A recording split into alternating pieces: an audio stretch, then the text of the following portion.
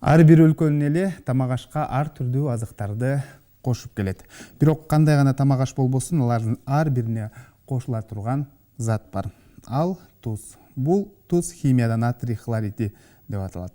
Суюк коюу тамактардан тартып, таттуу токошторго чейин кошулган дал мына ушул туздун ден соолукка тийгизген таасири жөнүндө бүгүнкү чыгарылышыбызда айтып беребиз.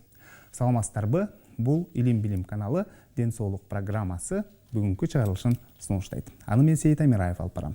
Ардактуу телекөрүүчүлөр, дал мына ушул туздун пайдасы жана зыяндуулугу жөнүндө кандайдыр бир маалыматка эгедер болууну кааласаңыз, сөзсүз түрдө сиз дагы байланышка чыксаңыз болот. Байланыш үчүн телефондор 03222 код аркылуу 24487 номери түз байланыштагы жана ошондой эле WhatsApp номерибиз дагы иштейт 0702 71 12 80 номер. Анда сиздердин сурооңуздарга жооп берүү үчүн студиябызга келген дарыгерлерди жана ошондой эле биздин аудиторияны тааныштырып койсом.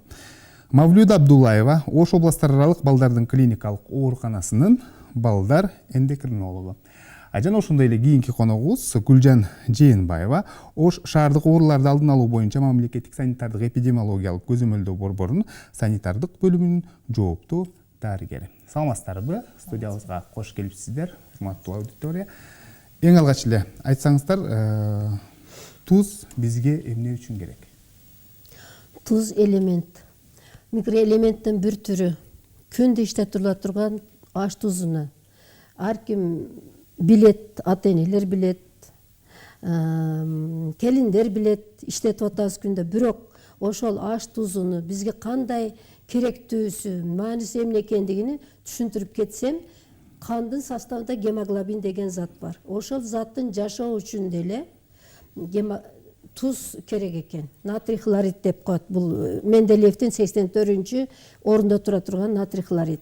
Экинчиси, ашказандын ичинде чыгып аткан жанагындай аш тузу кислотасы болот. Ошол аш тузу кислотасы тамак жегенде тамакты эритип бериш үчүн жаратылат экен дагы.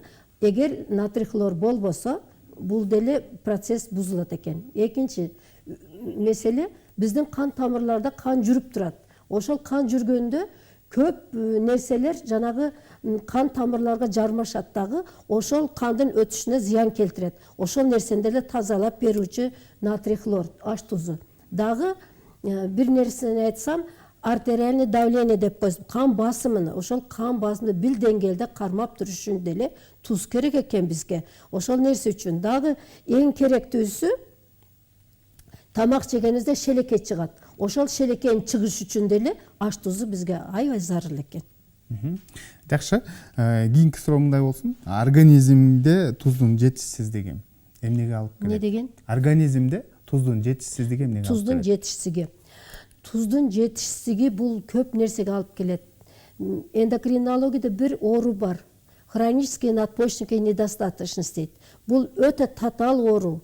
Бул биринчиден ошол кан тамырдагы, кандын ичидеги суу менен туздун ортосундагы бир калыпты алып туруш үчүн керек боло турган бул оору болот дагы. Ошол жетишпесе, натрий хлор жетишпей калса, бул адамды солуп кетет. Аягы давлениясы, кан басымы түшүп кетет дагы. Мындай маалда даже өлүмгө деле алып келиши мүмкүн. Эгерде туз жетишпей кала турган болсо, мисалы жайда тердейбиз, кээ бирөөдө балдар ыйлайт, кээ бирөөдө ич өткөк менен ооруп калат. Ошондо деле туз чыгып кетсе, бул эмнеге алып келет? Эң жаман акыбалга алып келип коет да. Кан басым түшкөндөн кийин мээ деле иштебей калат, жүрөктүн иштеши деле, башка нервный системанын оорулары көп жагынан бизге жамандыкты алып келип коет да. Ошондо туз биздин организмибизден тердеген учурда чыгып кетиши мүмкүн, ич өткөк учурунда чыгып кетиши мүмкүн, көздүн жашы менен чыгып кетиши мүмкүн, дене табы мүмкүн, көтөрүлгөндө да чыгып кетиши мүмкүн экен да. Температура көтөрүлгөн, жана температура тела, балдар температура менен ооруйт го, ошондо деле чыгып кетет. Жакшы. Ар бир күнү адам канча өлчөмдө туз жеп турган экен? Канча өлчөмдө туз? Бир күндө мисалы 10-12 грамм туз албетте ушул адам үчүн, жашоо үчүн керек экен. Аш тузу 10-12 грамм. Жаш балдарда чоңдорго кандай? Жаш балдарга башкача. Аларга 3-5 граммга чейин туз керек. Гүлжан эже, айтсаңыз, мына ушул биз колдонуп жаткан аш тузу негизинен кайсыл жактардан келет? Азыркы убакытта Ош шаарында Россиядан келет, Казакстандан келет. Бирок Ошто 3 цех бар. Именно ошо Казакстандан сырье алып келишип, Оштон йодировать этет да. Султан туз, Ош туз, анан Саламат туз. 3 цех бар. Бул цехтерге йодат калий менен йодирование кылышат. Индиядан келет. Ассоциация солепроизводитель деген мекеме бар Бишкекте. Ошол жактан одномоментно полностью бардыгына жөнөтүлөт да. Упакованный, эмалированный емкостьтарга берилет. И цехтер обязательно йодировать эткенде биз көзөмөлдө турат бул процесс. Жакшы, биздин аудиториянын дагы сиздерге болгон суроолор бар, анда берсеңиздер болот. Кандай суроо бересиз? Туздуу тамактар өтө ширин болот да. Ошондо мен өтө туздуу тамактарды жегенди өтө жакшы көрөм да. Кантип нормалдаштырсам болот ошол? Туздуу тамактар жегенде организм каалайт да. Организм каалайт туздуу тамакты жегенге. Ширин тамак жегиңиз келет, Даамына чыгарат деп ойлойт экен, ооба. Кантип нормалдаштырышым керек? Мисалы биздин коомдо туздуу тамактарды жакшы көргөндөр көп да, чындыгындачы. Ачуу туздуу тамактарды. Демек, кантип нормалдаштырса болот? Сиз бирдемени сизге кеңешим ушул. Эгер тузду көп жеп койсоңуз, муну ашыкчасы деле ашыкча да. Биздин организмде туз көтөрө албай турган организм бар.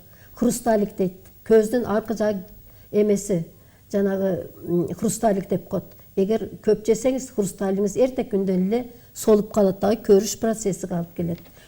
Тузду көп жеп койсоңуз, өтүңүзгө таш болот да, мочекаменный болезньдер болуп калат. Дагы көп жесеңиз, анда эмне болот? Остеопороз деген ооруларыбыз бар. Сөөктөрдүн ичине туруп калат да, муундардын ортосуга. Бул деле бир ашыкчалыктын белгиси. Ар нерсени өзүнүн нормасында жеген макул. Эгер сиз ашыкча туз жегиңиз келсе, анда дарыгерлерге барыңыз дагы организмдагы калий, натрийди текшерип коюш керек. Жакшы, мына ушул ашыкча тузду, мисалы эмнелерге туздуу тамактарды мисалы эмнеге алмаштырса болот? Туздуу тамактарды, мисалы бизден таза туздуу тамак жегиңиз келсе, бизде канча мөмө-чөмөбүз бар. Помидор, эң абдан микроэлементке бай. Помидор бар. Бизде капусталар бар. Бизде туруп деген нерселер бар. Бизде жанагындай зелень деп коебуз, чөптөр, чөп чаралар бар. Ошол мөмө-чөмөнүн ичинде ар бирде микроэлемент. Алмаларыбыз, кандай сонун алмаларыбыз бар. Биздин жерге жете турган эчтеке жок. 5 микроэлементибиз жерибизде бар. Анан кийин бизде химикаттар анча кошулбайт могу жерде.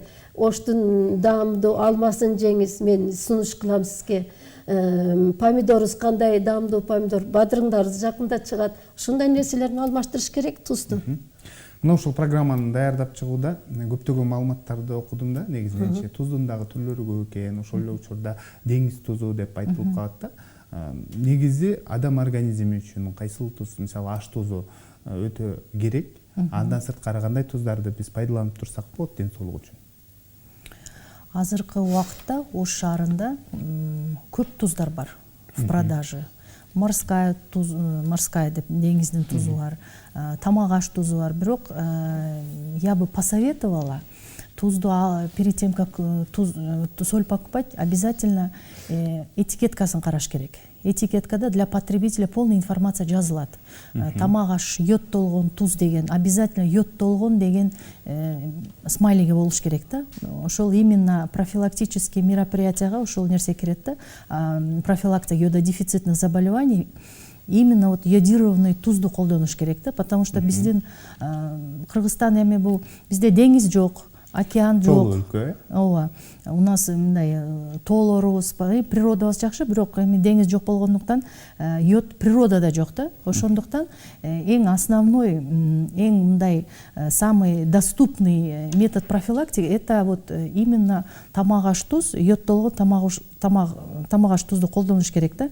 Этикетканы караш керек, сактоо мөөнөтүн караш керек, чыккан күнүн караш керек. Анан тузду алгандан кийин кийин эң мындай маанилүү нерсе сактоо боюнча. Сакташ үчүн тузду алгандан кийин пачканы ачкандан кийин мындай караңгы жерде емкость эмалированный болуш керек же атайын мындай для пищевой посуды деген обязательно крышка менен болуш керек. Күн тийбеш керек, шамал тийбеш керек, мындай внешний факторлор тийбеш керек да, потому что йод бул өтө назик микроэлемент, любой мындай внешний фактор влиять эткенде учуп кетет да. Ошон үчүн сактоо эрежелерин так сакташ керек да.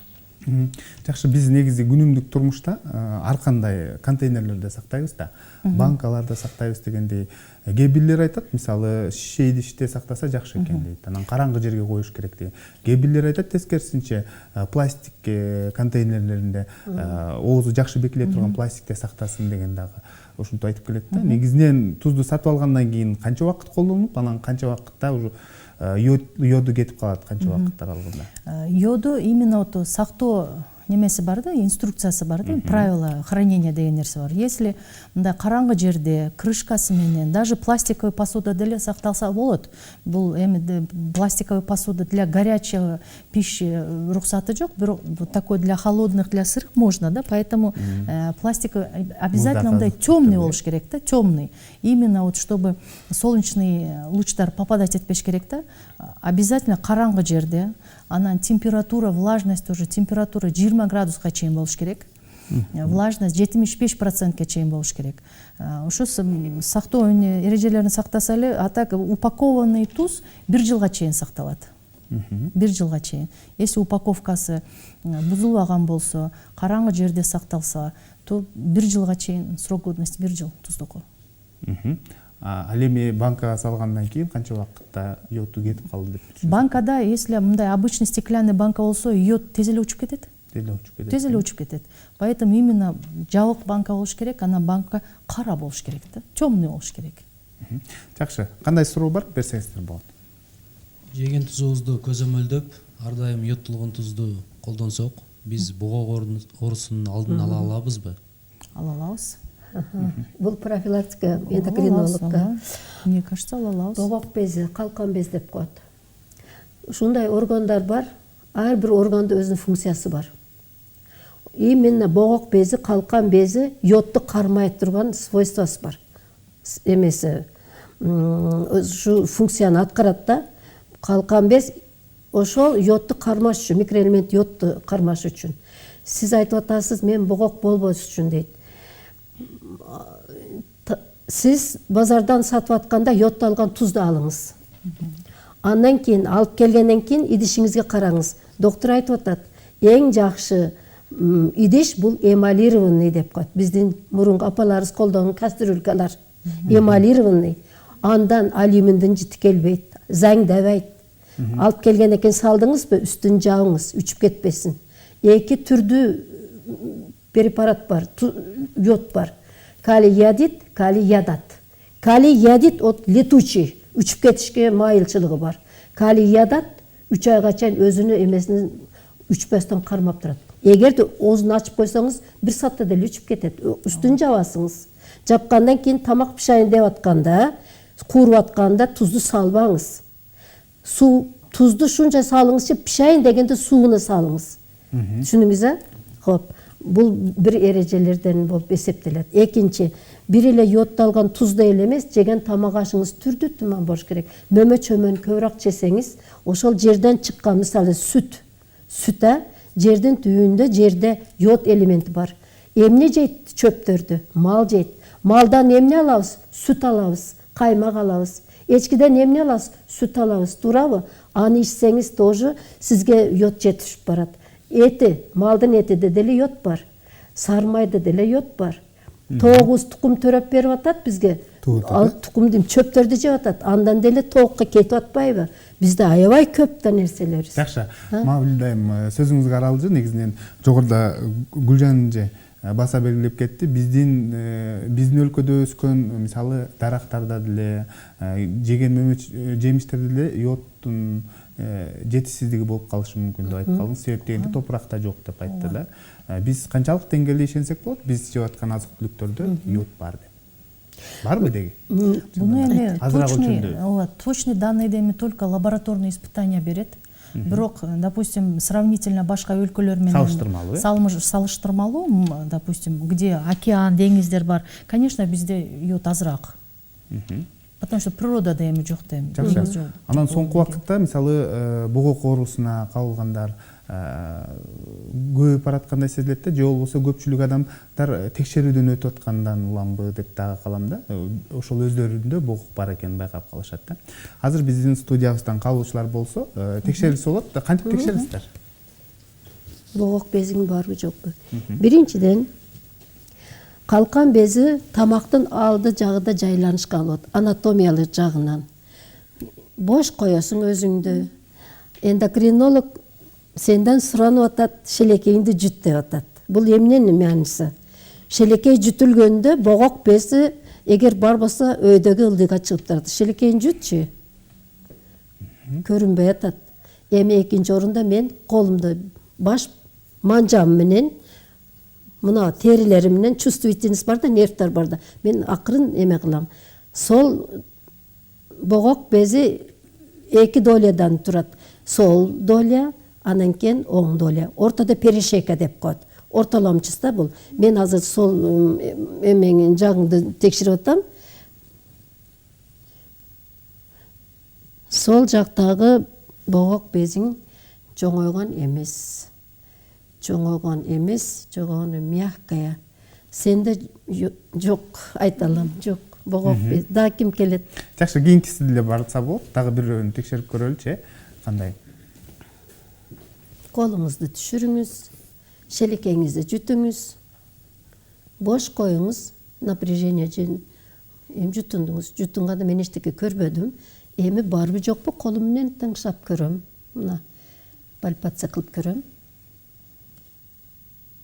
Мен битте нерсени айтып коеюн. Сол долияңыз дагы шишпаптыр. Оң жагыңызда менин колума щитовидный железаңыз урулуп атат. Сизде биринчи степенде, биринчи деңгээлдеги эми гиперплазия деп коет. Богок безиңиз жумшак, бирок узойго түшүп коесуңуз.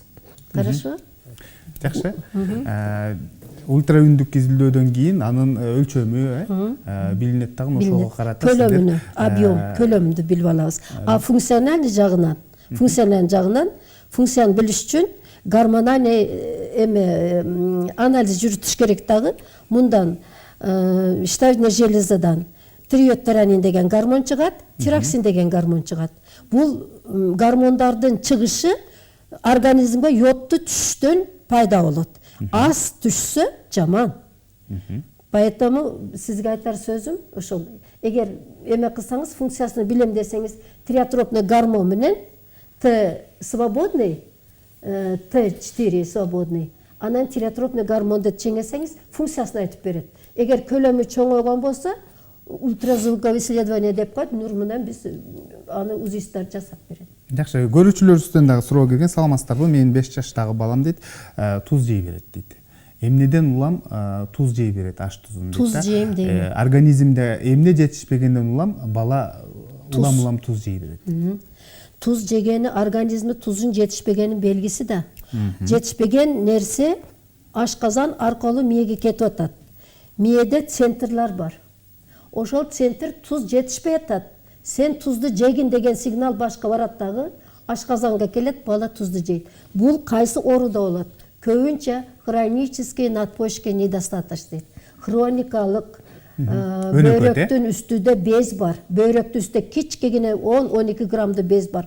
Ошол бездин ичинен эң сырткы катмарда алдостерон деген зат чыгат. Ошол алдостерон туз менен сууда ортосундагы байланышты контроль кылып бере турган нерсе. Бул мээ менен гипоталамический зона, гипофиз менен байланыштуу. Өтө татаал меселе бул нерсе. Эгер тузду көп жесе, эндокринологко апарсын. Канды ичиден калий элементи, натрий элементи, хлориддарды чеңейбиз. Эгерден ошол жерден какой-то бир отклонение, бир мындай кемип калса, натрий хлор или натрий түшүп кетсе, калий көтөрүлүп кетсе, бул хроникалык надпочечниковый жетишпегендин оорусу келип чыгат мындан. Бул татаал оору. Жакшы. Дагы ушул тема боюнча даярдалган видео материал бар. Анда жалпыбыз биргеликте сюжетке көңүл бурсак, андан соң кайрадан жолугушабыз.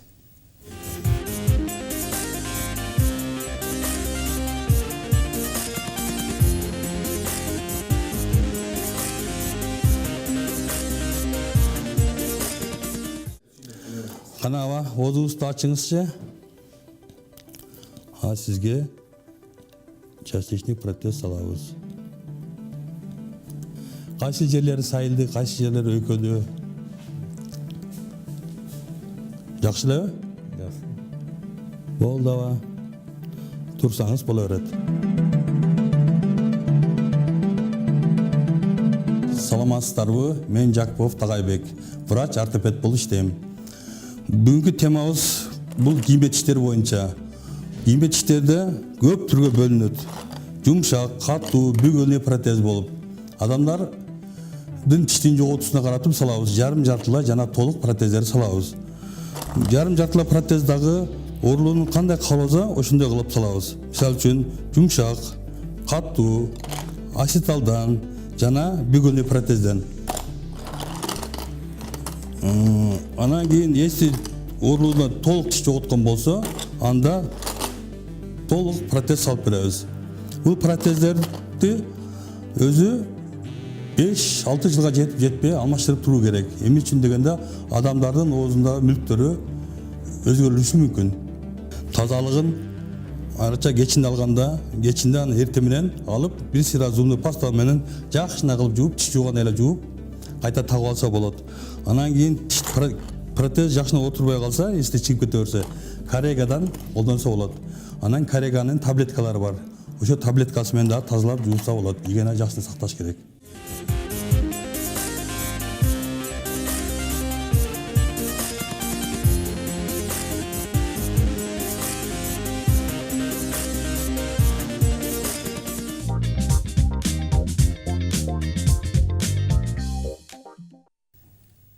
Сиздер Ден соолук программасына түз эфирде ортоктош болуп жатасыздар.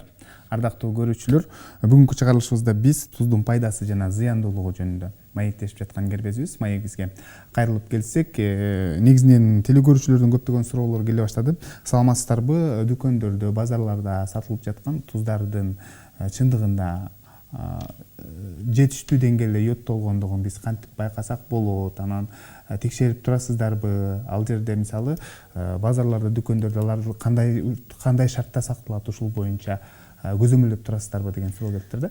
Базарларды, дүкөндөрдү көзөмөлдөп турабыз. Бир жылда бир пландуу текшерүүдөн өтүшөт.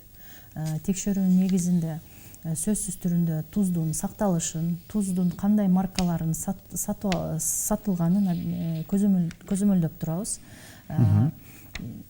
Анан туздун үлгүлөрүн лабораторияга текшерүү үчүн алып тапшырылып турат.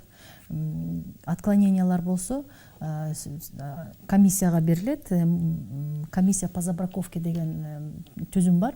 12 службадан в составе 12 службанын специалисттери кирет.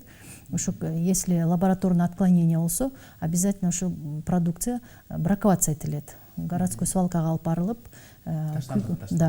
ташталат. Бирок тузду свалкага алып барбайбыз. Тузду производительдерге за счет производителей жөнөтүлөт, реиодирование деген. То есть цехтерге жөнөтүлөт, цехтер йодтоп, анан кайра упаковка кылып сатканга мүмкүн. Жакшы, мына ушул биздин өлкөдө жасалып жаткан туздарды чындыгында ошол өз деңгээлинде жасалып жатат деп билесиздерби? Себептен коомчулукта мындан көп узабай эле ошол интернет барактарында, маалымат булактарында йодтолгон эмес туздар чыгып калды деген дагы маалыматтар тараганын билебиз да. Оштун цехтери боюнча айтып кетейин. Ошто 3 цех бар. Бул цехтер биздин көзөмөлүбүздө турат. Бир жылда бир текшерилип турат. Анан количество калий йодат Бишкектен келет. Количество йодатты постоянно биз көзөмөлдөп турабыз, чтобы непрерывный запас калия йодата было. Анан полный технологический процесстерди дагы биз текшерип турабыз. Анан биздин цехтер уже ушунча жылдан бери иштеп атышат. Өзлөрү деле мындай ответственный предпринимательдер. Жоопкерчиликтүү. Да, өтө жоопкерчиликтүү. Йодту грамм менен кошот. Сактоо мөөнөттөрүн тоже сакташат. Анан сырьёсун алып келгенде сырьёсун бир сыра механический очистка кылып, качественный калий йодат кошушат. Просто эми кийинки цехтен чыккандан кийин уже сактоо эрежелерин уже магазиндер, анан өзү биз даже сами граждане биз өзүбүз сакташыбыз керек да. Жакшы, бизде суроо бар экен силерде, берсеңиз болот. Микрофонду, тамак аш тузун тамак ашка гана эмес дарылык катарында колдонобуз. Мисалы үчүн сасык тумоодо биз бутубузга ванна же болбосо гаймаритте мурдубузду чайкоо катары колдонобуз. Деги эле бул аракетибиз туурабы? Туура деп эсептейм, коллега. Мисалы тузду өтө Кудайга шүгүр эми туз ушунчалык бизге жаратылып бериптир. Ооруп калсак, мисалы гаймарит болдуңуз. Гаймаритти дарылаш лор неме кылсын. Мурдуңуз акып, насмырт болдуңуз. Демиңиз кысып атат. Дем ала албай атасыңыз. Мурдуңуздун ичидеги шылымшык пардасы шишип кетти. Кайнатылган сууду аласыңыз дагы. Кайнатылган сууду алып туруп, жылмылык кылып, мисалы үчүн 200 грамм сууга 1 чай кашык тузду салып, жакшынакай эритип туруп, жылмылык кылып туруп, мурдуңузду тазаласаңыз, ошол жер мурдунун ичиде жанагы шишкан элементтер, нерселерди алып чыгат дагы, демиңиз ачылат. Бул абдан жакшы нерсе. Анан дагы мисалы бир жериңизди уруп алдыңыз дагы, бутуңузду или колуңузда бир лат жеп калды да, бир уруп алдыңыз, шишип чыкты. Бирок доктор жарат кетип калды. Сынганды эмес ал оорутат. Эгер шишип, бир мисалы кыймылдатышыңыз кыйын болсо, докторго баргыча жанагы тузду алган тузга, сууга марлени коюп туруп, сыгып алып туруп, акырын ошол жерди байлап, докторго баргыча өзүңүзгө өзүңүз жардам көрсөтсөңүз боло берет. Демек пайдасы бар экен. Андан сырткары кошумча суроо негизинен мына ошо аш тузунан сырткары бизде элибизде чарчап келген учурда бутун сууга ошол деңиз тузун салып дагы ушундай ванна кылгандарды көрүп калабыз да. Бул деле пайдалуу болсо керек. Бутуга ванна, деңиз сууда, деңиз сууну аш тузунан бир нерсеси ушундан айрылат. Ал жерде микроэлементтер өтө көп. Деңиз сууда микроэлемент аябай, ошо жерден калий дейсизби, натрий дейсизби, магний дейсизби, бардык элементтер бар. Бул өтө пайдалуу нерсе. Аны саса боло берет. Бирок айтып коеюн, сахарный диабет болуп туруп, буту колу ооруса, аны салганга мүмкүн эмес. Жакшы. Кийинки суроо. Саламатсыздарбы? Мен тузду аябай жакшы көрүп көп жейт элем. Жакында бөйрөгүм ооруп, дарыгерге бардым. Барсам, ошол бөйрөгүмдө туз бар экен деп, дарылан деди дейт. Анан дарыландым, бирок азыр сакайбай атат. Эмне кылышым керек деген суроо калып калды. Мисалы, организмде ушундай туз көбөйүп кеткен учурда аны кантип биз азайтсак болот? Аны биринчи докторго барыштан мурун үйүңүздө мен эмем тузду азайтыш үчүн бизде өтө көп картошкабыз кеңири. Картошканы духовкада биширип жесеңиз, калий бар. Калий ошол натрийди түшүргөнгө жардам берет. Өрүк акыны чүлүк ичесизби, или жөнөкөй жейсизби, или болбосом жана өзүбүздүн мейиздер бар. Мейиз бар го. Мейиздерди жууп тазалап, анчыда деле калий бар. Ошол калий содержащий питание деп коет бизде. Калий бар, калий кошулган тамактарды, картошка, ошол эле жанагы помидор, ошол эле өрүк, ошол мейизди жесеңиз, туздарды азайтырганга жардам берет. Андан сырткары эгерде дарыгерге кайрылса дагы бир дары-дармектерди да жазышы. Албетте, эгер бөйрөктү ичте туз болсо, албетте докторго барыш керек, дарыгерге барыш керек. Жакшы, Гүлжан айтсаңыз, мына ошол биз өзүбүздүн тамак ашыбызды канчалык деңгээлде туз кошуп атабыз, көзөмөлдөп көрүп турабыз да. Анан балдарды эртең менен бала бакчаларга, мектепке жөнөтөбүз. Ал жакта дагы тамак аштар даярдалат дегендей да. Анан аларды кандай туз колдонулат, канча өлчөмдө колдонулат, ушул боюнча кандайдыр бир көзөмөл жүргүзүп турасыздарбы? Ооба, бала бакчалар, мектептер көзөмөлдө турат. Бир жылда 4 жолу текшерилет. Анан эң негизги талап йодированный соль колдонуу, это йодтолгон туз. Йодтолгон туз, это акыркы биздин техникалык регламенттин немесине кирет, требованиясына. Бул азыр бала бакчалар, мектептер йодтолгон туз эле иштетип калышты азыр. Тоже ответственность уже высокая, мне кажется, там такой случай боло элек да, мектепке барып же бала бакчага барып, анан йодтолбогон тузду иштетилген мындай боло элек да. Жакшы, демек көзөмөлдөнүп турат экен ал Да, жерге барып. көзөмөлдөнүп турат. Сиздер мисалы ушунча өлчөмдө туз кошулуп туруш керек деп атайын бир маалымат баракчаларын таштап келесиздер да? Обязательно таштап келебиз. Анан булардын калорийность деген бар, меню раскладка деген бар.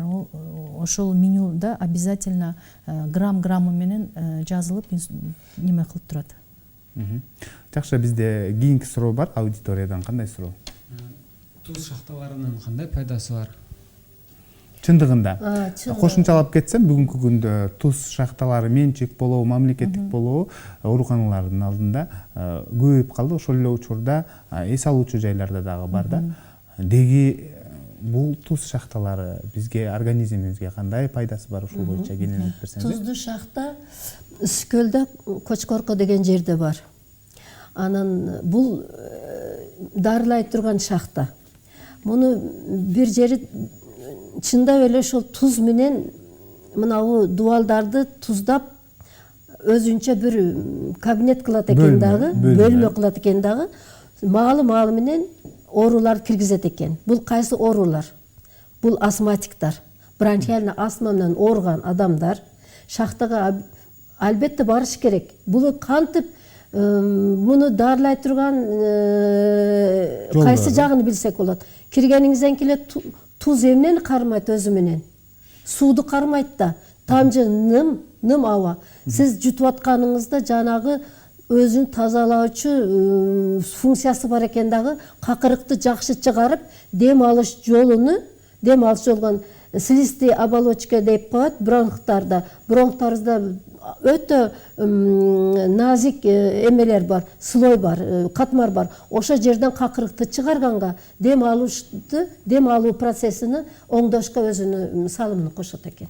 Демек, биз мисалы шахтага киргенде эле мисалы тамак атышат, мурун атышат, бул организмге таасир этип атканы деп түшүнсөк болот да. Жакшы. Кийинки суроо мындай келиптир телекөрүүчүдөн. Саламатсыздарбы? Сиздердин катарыңыздарга азыр эле кошулдум дейт. Көп туз жеген эмнеге алып келет? Кайсыл ооруларды чакырат дейт? Кайталап коюңуздар деп сураныптыр. Көп туз жеген биринчиден азыр эле бир телефон коңгурок болду менде. Бөйрөгүмдө туз пайда болуп калыптыр. Көп туз тамак жечүм дейт. Туз биринчиден ашып кетсе бул өтө жаман нерсе. Биринчиден бөйрөктү ичинде туз кылышы мүмкүн. Көрүп турган көзүбүздө хрусталины, помутнение дейт окулисттар. Бул хыралаштырып коет дагы хрусталды. Көздүн көрүүсүн начарлатат. Начарлап калат. Андан кийин өтүбүздө желчный пузырь деген бар. Ошон жолго туруп алат дагы желчный каменный ооруларды алып туруп келет. Дагы бир нерсе кан басымды чоңойтот. Өтө ташты пайда кылат. Ташты давлениени, кан басымды көтөрөт. Анан адамды шиширип, организмде туз сууду чыгарбай кармап калат. Бул да дагы бир жаман нерсе. Мен бутум ооруп атат, белим ооруп атат, колум ооруп атат. Бул остеопороз деп коет. Бизде муундарды ортосунда туз топтолуп калат дагы, бүйүлүп, мындай эңкейип турган маалда оору пайда болот, остеопорозду жаратат. Жакшы. Дал мына ушул туздун пайдалуулугу жөнүндө дагы да элге жеткиликтүү болсун деп видео материал даярдалган. Анда жалпыбыз биргеликте көңүл бурабыз, андан соң кайрадан жолугушабыз.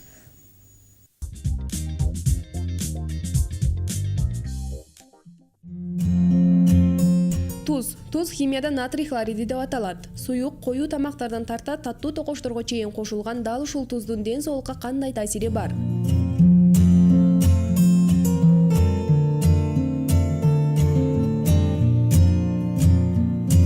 Бул кислотасы тамак аш эрибейт. Ал гана эмес, тамак аштын сиңүүсү үчүн кажет болгон шилекейдин активдүү бөлүнүшүн да шарттайт. Кан басымдын калыпта болушу үчүн да туздун таасири бар. Туздун курамындагы натрий кан тамырларды, анда топтолуп калган майларды тазалоо үчүн керек.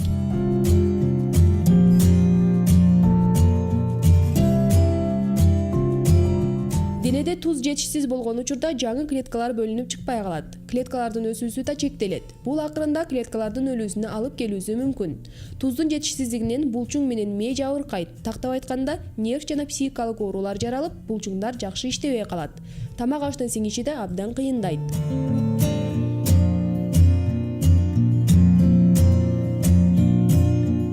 Бирок бардык нерсени өз өлчөмүндө колдонуубуз зарыл. Ашыкча туз зыяндуу.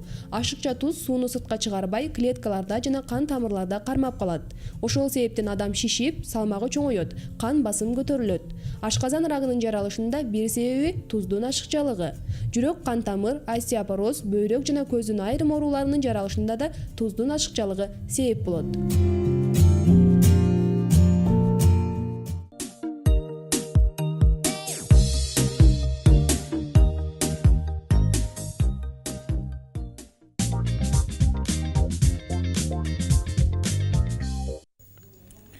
Биз маегибизге кайрылып келсек, негизинен телекөрүүчүлөрдүн көптөгөн суроолору келиптир, көпчүлүгү окшош экен. Бул суроо мындай болот. Саламатсыздарбы? Йодтолгон туз пайдалуу деп айтып атасыздар. Эгерде йод учуп кетсе дейт, биз аны билбей жесек дейт, ал кандайдыр бир зыянын алып келбейби дейт. Йодтолбогон туз зыянын тийгизбейби организмге? Йодтолбогон тузду ичсе балдарда богок көп болуп калат. Тескерисинче богок көбөйүп кетсин. Тузду көп жеп койсо, остеопороз оорусу келет. Йод жетишпей калса тузда богокко айланып кетет. Богок эндемиски зоб. Эске алыңыздар, биз эң негизги йодду туздан алабыз. Туздан алабыз. Жакшы, кандай суроо бар? Сиздер айттыңыздар, жаш балдарга, чоң адамдарга тузду канча өлчөмдө жешти. А бирок кош бойлуу аялдарга канча өлчөмдө жеш керек? Көп жеш керек же аз колдонуу керек? Көп дегенде 2 адам үчүн дейт. Кош бойлуу аялдар 10-12 грамм суткасына туз жеш керек. Кичке балдар 5-6 грамм уже жеңелимдүү ушул жетет. Кийинки суроо мындай. Телекөрүүчүдөн келген. Саламатсыздарбы? Туздалган бадыраң, колбаса жана ошондой эле кирешкилерди балдарыбызга сатып беребиз. Бул пайдалуу же бербешибиз керекпи? Канча убакытка чейин мына ушундай азыктарды бербей турган жакшы? Кирешка, чипси деген нерселер каткан нанга туздарды кошуп сатып атат. 15 сом, 20 сомдон кылып. Чипсиларды 40 сомдон кылып сатып атат. Бул өтө зыяндуу нерсе. Бунун ичиге не только туз кошулат, башка нерсе деле кошулат. Айтып кетсеңиз. Эми совсем запрещено дештен мен алысмын, бирок жаш балдарга нежелательно. Потому что эми все равно там эмульгатор кошулат, кичине мындай консервант кошулат. Ошондуктан мындай 14 жашка чейинки балдар лучше воздержаться. Жебегени жакшы. Да, жебегени жакшы. Эми шаарыбызда мөмө жемиштер, овощи, фрукты көп нерсебиз бар да. Просто заменить надо и все более приятным и полезным дегендей. Жакшы, ардактуу телекөрүүчүлөр, бүгүнкү студиябыздын дарыгерлерин дагы бир рет тааныштырып өтсөм, Мавлюда Абдуллаева, Ош областаралык балдардын клиникалык ооруканасынын балдар эндокринологу жана ошондой эле Гүлжан Жээнбаева, Ош шаардык ооруларды алдын алуу боюнча мамлекеттик санитардык эпидемиологиялык көзөмөлдөө борборунун санитардык бөлүмүнүн жооптуу дарыгери жана биздин медицина факультетинин студенттери болду. Сиздерге рахмат айтабыз. Атайын студияга келип, жалпы телекөрүүчүлөргө жакшы бир маалыматтарды берип, программага катышып бергениңиздер үчүн ишиңиздерде ийгиликтер болсун. Ушун менен Илим жана билим телеканалынын ден соолук программасы өз соңуна келип жетти. Аны мен Сейит Амираев алып бардым. Кайрадан эфир аркылуу амандашканча сак саламатта туруңуздар.